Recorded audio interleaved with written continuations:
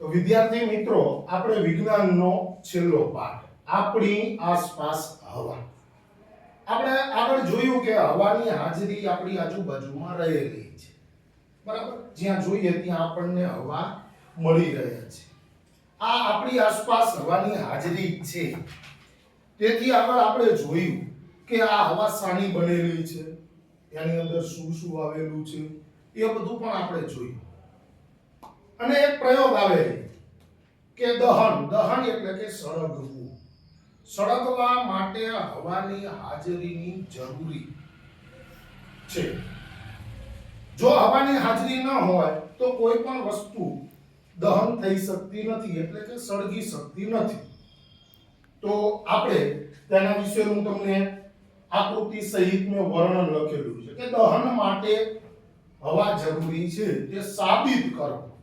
વિજ્ઞાનની અંદર સાબિતી માંગે, કહેતા કહેતી નહીં, સચોટ, બરાબર, કે જરૂરી છે, આ જરૂરી છે, તો તેની સાબિતી અને તેનો પ્રયોગ આપણે કરીશું. તેમાં સાધનો જોઈ છે કે કાચનો પ્યાલો, મીણબત્તી, દિવાસળી, બરાબર. આ રીતની આકૃતિ દોરી અને આપણે પેપરની અંદર પૂછાય તો લખી શકીએ, બરાબર. તો એના માટેનો આપણે પ્રયોગ કરીએ છીએ કે ભાઈ બે મીણબત્તી, બંને આપણને સત્ય આપણી સામે આપણને ખ્યાલ આવી છે કે ભાઈ દહન માટે હવા જરૂરી છે, બરાબર. પછી આપણે એની રીત સમજીએ. તો ચલો લેટ્સ ગો, આપણે પ્રયોગ કરીએ, બરાબર. તો સૌપ્રથમ આપણે બે મીણબત્તી મેં અહીંયા લીધી છે, બરાબર. એમાં આપણે જોઈએ કે બંને મીણબત્તીને આપણે સળગાવીએ.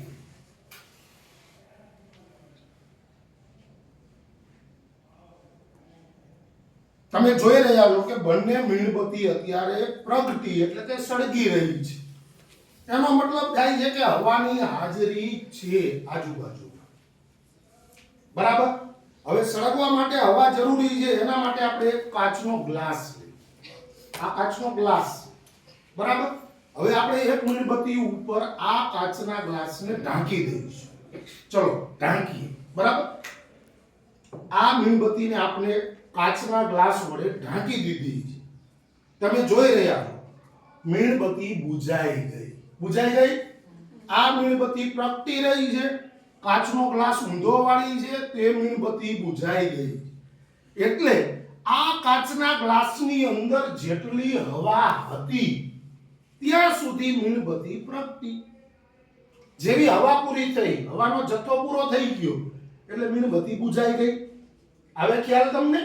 અને અહીંયા હવાની હાજરી આપણી આજુબાજુમાં રહેલી છે, એટલે કે ઓક્સિજન એને મળી રહ્યો છે, એટલે આ મીણબત્તી પ્રગટી રહી છે. અને કાચનો ગ્લાસ જે મીણબત્તી ઉપર આપણે ઢાંકી દીધો છે તે બુઝાઈ ગઈ છે.